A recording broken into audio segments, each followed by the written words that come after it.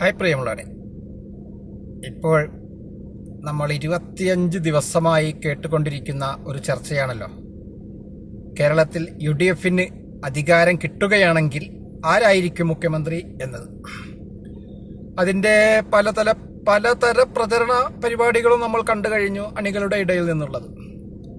ഇതൊന്നും ഔദ്യോഗിക പ്രഖ്യാപനങ്ങളോ പരിപാടികളോ അല്ല എന്നുണ്ടെങ്കിലും സോഷ്യൽ മീഡിയ വഴിയും ഫ്ലക്സ് യുദ്ധം വഴിയും ഒക്കെ പരിപാടികൾ പലതും നടത്തി. 3 നേതാക്കളുടെ പേരുകളാണ് പ്രധാനമായും കേട്ടിരുന്നത്: KC വേണുഗോപാൽ, രമേശ് ചെന്നിത്തല, VD സതീശൻ. ഏതായാലും ഇപ്പോൾ അവസാന മണിക്കൂറിലേക്ക് എത്തിയിരിക്കുകയാണ്. റിസൾട്ടിന്റെ അവസാന മണിക്കൂറുകളാണ് ഇപ്പോൾ നമ്മൾ എത്തിയിരിക്കുന്നത്.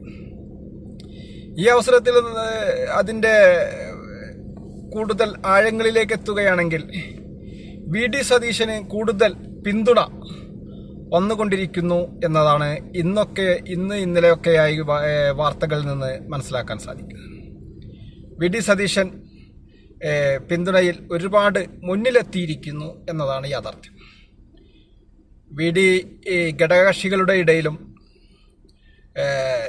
മറ്റും VD തന്നെയാണ് മുന്നിട്ട് നിൽക്കുന്നത് എന്ന് തന്നെയാണ് ഇപ്പോൾ വന്നുകൊണ്ടിരിക്കുന്ന വാർത്തകളിൽ നിന്നൊക്കെ മനസ്സിലാക്കാൻ സാധിക്കുന്നത്. ഇനി അതിൻ്റെ പ്രധാന ഘടകമായി വരുന്നത് MLA-മാരുടെ വിശ്വാസം നേടുക എന്നതാണ്. എത്ര ആള് ജയിച്ചു വരുന്നുവോ അതിൽ ആരൊക്കെയാണ് സതീശനെ പിന്തുണക്കുക എന്നതാണ് ഇനി ഉറ്റുനോക്കാനുള്ളത്. കാരണം മറ്റുള്ള ഘടകകക്ഷികളുടെ ഭാഗത്തു നിന്നുള്ള പിന്തുണയും സതീശന് തന്നെയാണ് ഇപ്പോൾ കൂടുതൽ കിട്ടിക്കൊണ്ടിരിക്കുന്നത്, വന്നുകൊണ്ടിരിക്കുന്നത് എന്നൊക്കെയാണ് ഇപ്പോൾ വാർത്തകളിൽ നിന്നൊക്കെ മനസ്സിലാവുന്നത്. സതീശൻ പട നയിച്ചവൻ ട്രോഫി നേടട്ടെ എന്നൊക്കെ പല ഡയലോഗുകളും പലതരം ഫ്ലക്സുകളും ഒക്കെ പ്രത്യക്ഷപ്പെട്ടു തുടങ്ങി. അത് ഒക്കെ നമ്മൾ കണ്ടു. 24 ദിവസം ഇത്തരം ഫ്ലക്സുകളും ആരോപണ പ്രത്യാരോപണങ്ങളും അണികളുടെ ഇടയിലെ വോട്ടെടുപ്പും സോഷ്യൽ മീഡിയ വഴിയുള്ള വോട്ടെടുപ്പും എന്തെല്ലാം പരിപാടികൾ നടത്താൻ സാധിക്കുന്നു അതെല്ലാം നടത്തിയിരുന്നു.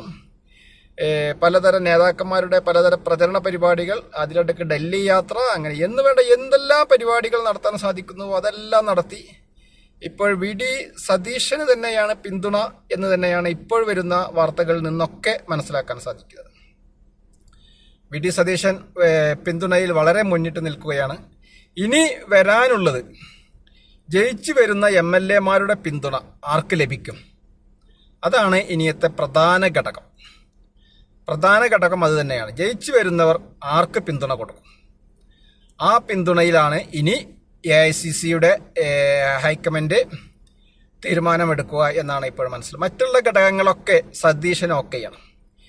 ഇപ്പോൾ ഭൂരിപക്ഷം UDF-ന് കിട്ടുകയാണെങ്കിൽ കോൺഗ്രസിന്റെ ഭാഗത്തു നിന്ന് ജയിച്ചു വരുന്ന എത്ര MLA-മാർ, ആ MLA-മാർ സതീശനെ പിന്തുണക്കുന്നുണ്ടോ അതോ മറ്റു നേതാക്കളെയാണോ പിന്തുണക്കുന്നത്, ഇതാണ് ഇനി AICC-ക്ക് നോക്കാനുള്ളത്. മറ്റുള്ള പിന്തുണകളൊക്കെ സതീശൻ നേടിക്കഴിഞ്ഞു എന്ന് തന്നെയാണ് ഇപ്പോൾ വരുന്ന വാർത്തകളിൽ നിന്നൊക്കെ നമുക്ക് മനസ്സിലാക്കാനും സാധിക്കും.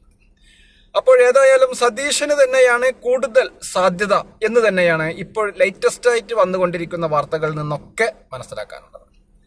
സതീശൻ തന്നെയായിരിക്കും UDF ഭൂരിപക്ഷം കിട്ടി അധികാരത്തിലെത്തുകയാണെങ്കിൽ കേരളത്തിന്റെ മുഖ്യമന്ത്രി എന്ന് തന്നെ ഉറപ്പിച്ച് പറയാൻ ഈ സമയം നമുക്ക് സാധിക്കും. ഏതായാലും ഈ വീഡിയോ മുഴുവനായും വീക്ഷിച്ച താങ്കൾക്ക് നന്ദി. താങ്കൾ ചാനൽ സബ്സ്ക്രൈബ് ചെയ്തില്ലെങ്കിൽ സബ്സ്ക്രൈബ് ചെയ്യുവാനും അഭിപ്രായ നിർദ്ദേശങ്ങൾ എന്താണെങ്കിലും കമന്റ് ബോക്സിൽ രേഖപ്പെടുത്തുവാനും ലൈക്ക് ചെയ്യാനും ഉറപ്പിക്കുകയാണ്. വീണ്ടും അടുത്തൊരു വീഡിയോയുമായി കണ്ടുമുട്ടും വരെ നന്ദി, നമസ്കാരം.